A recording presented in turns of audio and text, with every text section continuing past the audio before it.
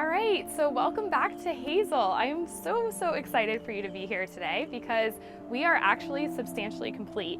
So it has been about 6.5 months since we demoed the house. So we demoed the house on April 30th and we are in mid-November right now. So we're really proud of our timeline here. We still have a punch list to work through. We still have some things to finish up, but we're excited to give you a tour anyway and kind of show you what substantially complete looks like. So come on in and we'll give you a tour.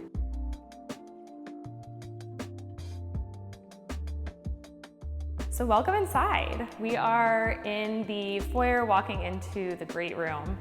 And behind me is probably my favorite part of the house and most people's favorite part of their house, the kitchen. We put a lot of thought into the layout, the symmetry, cabinet colors, and the tile, and everything that came together so beautifully to make this kitchen. Our inspiration is really like a French traditional, but more transitional, trying to kind of skirt the line between traditional and modern.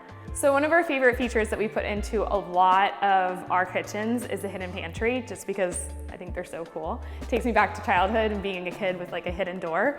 So in here we have a hidden pantry. So it's got some nice deep shelving in there and really nice storage.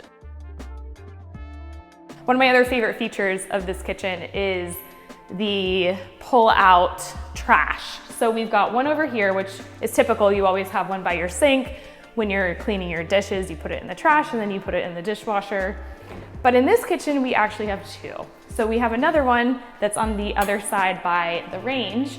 So if you were cooking, you wanted to throw something away, you have a trash can here and you don't have to go all the way around the kitchen to throw it away.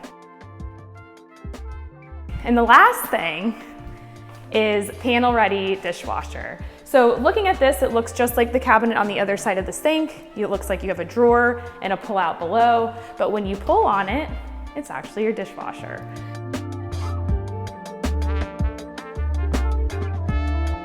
So the last feature of this kitchen that I think is kind of a standout and special and different from what you see in a lot of kitchens is the backsplash and the outlets in the backsplash. So as a general contractor, you know that you have to have outlets every 2 feet in a kitchen on a countertop. And from a design perspective, this is your worst nightmare because outlets are ugly. And when you have a beautiful backsplash like this with the stone accent, you don't really want to have these huge chunky outlets in the backsplash. So we actually did holes in the quartz in order to put these recessed with the stone. So if you look from the side, they're actually flush with the surface of the stone, which just makes it look even more seamless and perfect.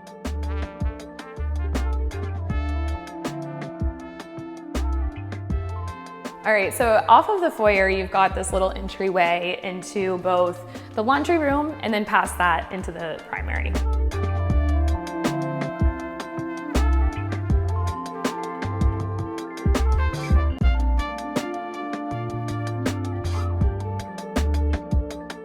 All right, so we are in the primary bathroom.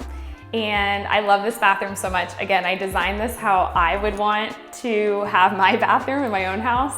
So we did wall paneling throughout, and then we did these huge porcelain slabs to the ceiling in the shower. And we took that same material that we used on the walls and we cut it into smaller pieces for the floor. So we have a really cohesive look from the floor to the walls. And I just love how calming that is. It just feels really simple but elegant. And then we have a little bit of a statement with our vanity. So we went with a darker wood vanity that has the polished nickel hardware that kind of ties into that soft spa feel of the rest of the bathroom. So a couple cool features that we did here that are a little different is we did a sensor when you walk into the bathroom. And the sensor turns on the vanity lights. Another thing that we did, which is really popular right now, is a zero entry into the shower. And this is great for aging in place. You don't have to worry about, as you get older, the step into your shower being dangerous. And then the other thing that we did that is different, in the toilet room, we actually also used full slabs on the floor. And I love this because if anyone has a messy husband, they know that having a full slab on the floor is super important for cleaning. You don't have to worry about grout lines, and it just makes everything so much more clean and keeping the bathroom looking as good as it does today forever.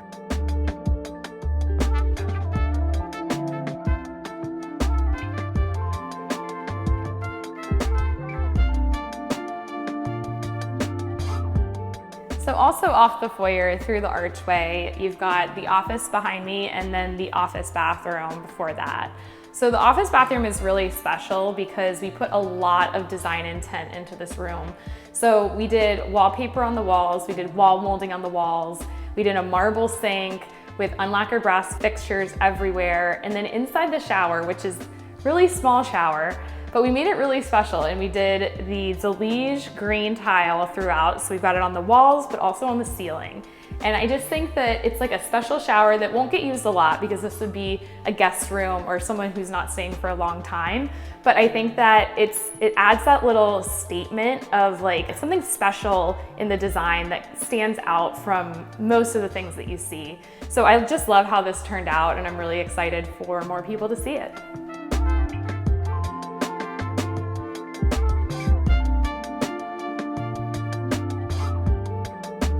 On the second story, and I'm standing in the loft right now. So the second story has 3 bedrooms, a loft, and 2 bathrooms. So as you come up the stairs, the first bathroom that you see is this one here. So you've got 2 entries to this. So this will be the bathroom for the bedroom that's right behind me. I like this bathroom a lot because it kind of takes a traditional checkerboard pattern on the floor, but makes it a little more modern by making the size of the tiles smaller. So we have a really cool, fun pattern that flows right into the shower. Again, the shower up here is 0 entry, so you don't have any curb as you go into the shower. And then we did a very traditional herringbone on the walls in the shower. And probably the highlight, the standout of this bathroom is the vanity itself. It has a burl wood, which is a very traditional wood that you see in a lot of antiques. And I just love the look of it. And then it kind of ties in the light fixture with some darker hardware and a really beautiful creamy marble top. So I'm really excited to show this bathroom and see what you think.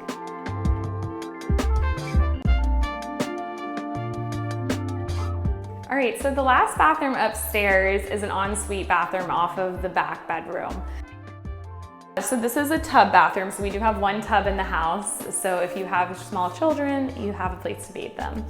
On the floor, we have a blue and white marble mosaic in here, and I just really love this. When I saw this tile, I was like, I've got to figure out how to use this in the house because I fell in love with it.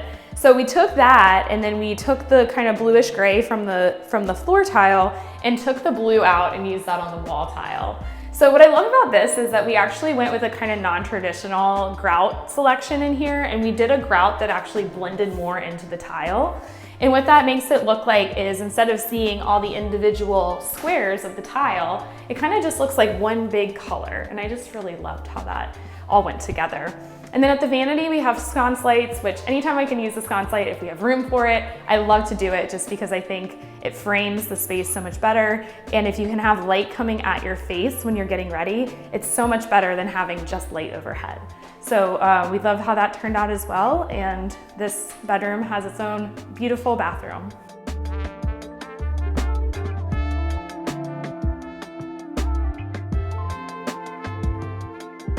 All right, so we're outside at the pool and the summer kitchen behind me. I just love how everything turned out here. Again, it's kind of feeding into that same really classic look of the entire house where you could see this today or you could have seen this, 100 years ago. And those are the kind of materials that I wanted to use throughout the house. So we used a creamy, very light travertine on the floor throughout the patio, and you'll see that that same travertine actually continues up onto the face of the summer kitchen. So it really provides that really cohesive look, being very simple at the same time. And then on the summer kitchen itself, we of course have our stainless steel appliances, but then we also used a Taj Mahal stone. And Taj Mahal has the same really creamy but a little bit of gray that you're seeing throughout the house. And that exact same stone is actually up in our loft area as well, so it kind of gives the house a feeling of cohesiveness from inside to outside.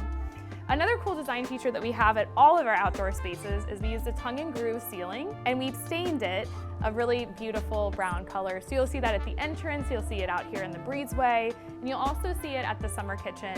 And I just think that I love how it all came together, and I wish this was my house and I could hang out and have a pool party here. So that was our tour of Hazel Street. I hope that you enjoyed it, and we hope to see you on the next one. My name is Hillary Stalder. I'm your design forward contractor, and we'll see you soon.